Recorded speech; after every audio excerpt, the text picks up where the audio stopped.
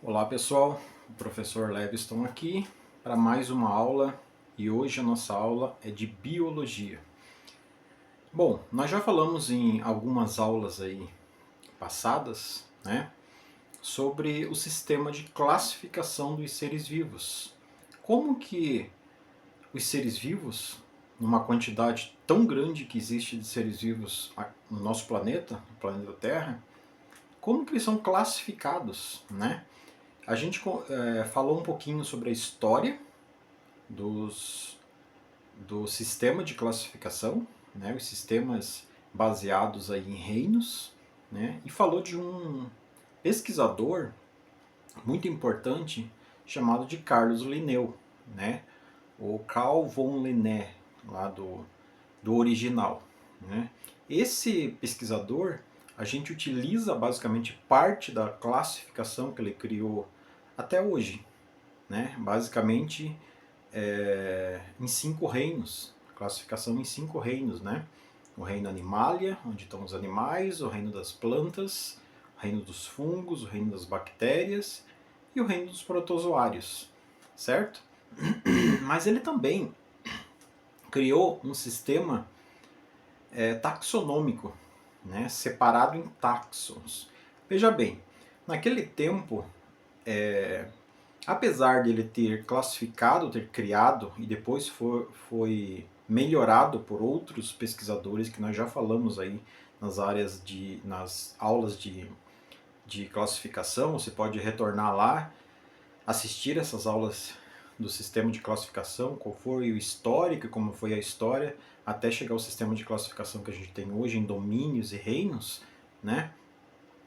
A gente já viu nessas aulas que as espécies elas vão sendo agrupadas, né? Conforme o passar do tempo, as descobertas foram acontecendo. Então, inicialmente não se sabia, por exemplo, que existiam células. Depois a descoberta do microscópio óptico, depois o microscópio eletrônico.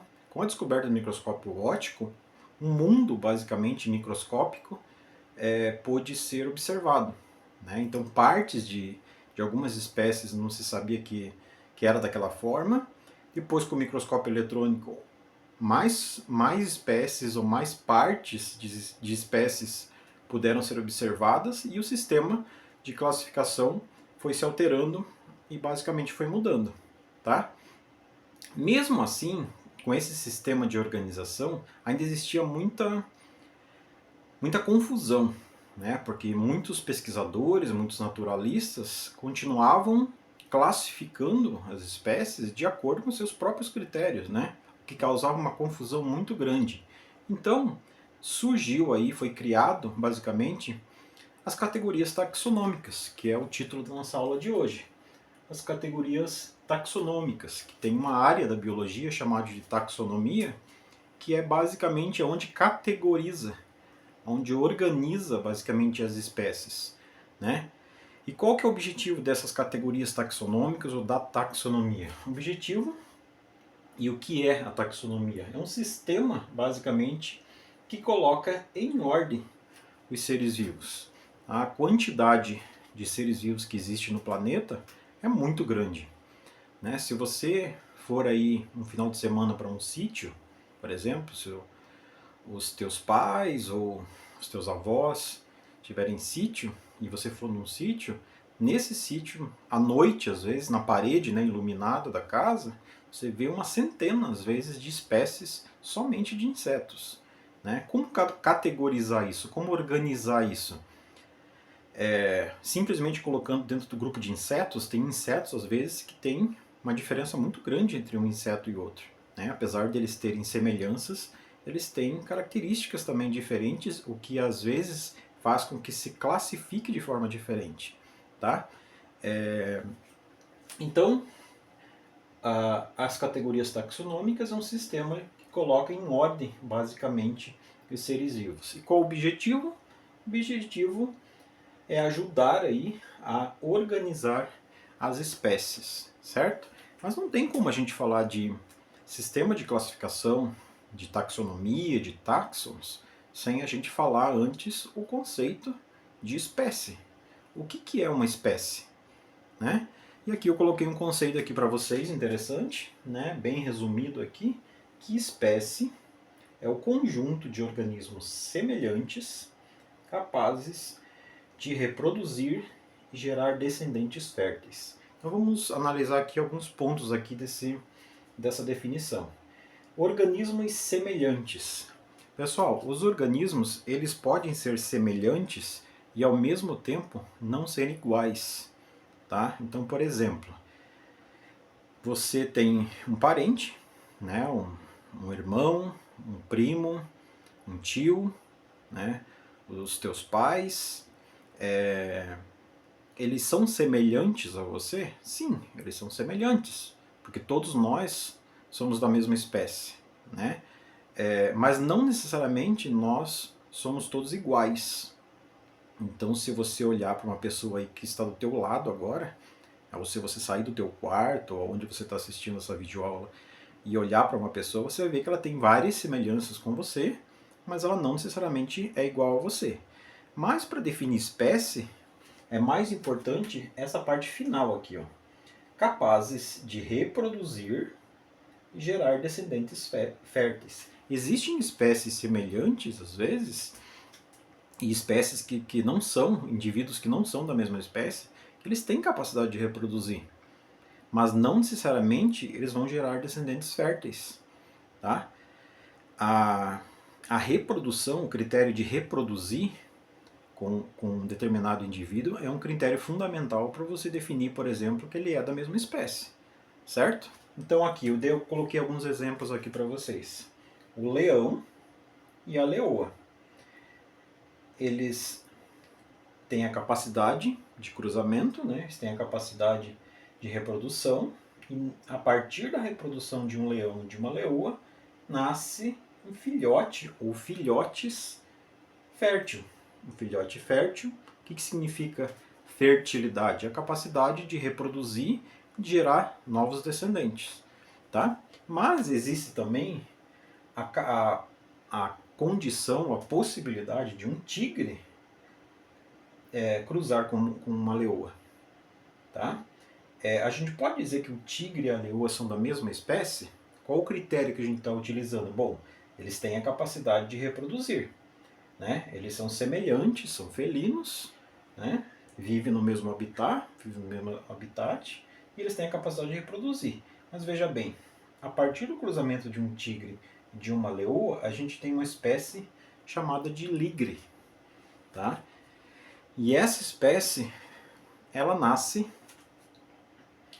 estéril. Tá? Então, os filhotes dessa espécie nascem estéreis. Certo? O que significa estéril? Significa que não tem a capacidade de gerar novos descendentes. Então, a partir desse conceito que a gente acabou de falar, o tigre e a leoa são espécies diferentes, porque apesar de eles poderem cruzar, reproduzir, eles geram descendentes que não são férteis. Certo? Então, a partir desse critério, a gente consegue definir, por exemplo, o que é espécie. Tá? E como que foi organizado esse sistema taxonômico? Foram criados nomes, né? Alguns nomes que possibilitou a organização melhor organização dos indivíduos aí dentro de um sistema de organização, tá? Dos taxons aí que a gente pode chamar. Então, por exemplo, começa com o reino, né? Começa com domínio, na verdade. A gente viu lá nas aulas anteriores que começa com domínio. Reino, filo, classe, ordem, família, gênero e espécie. Certo?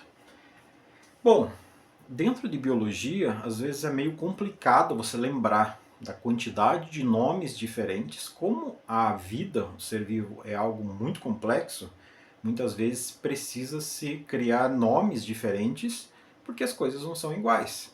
Quando você tem nomes diferentes é porque as partes ou e os indivíduos são diferentes. Né?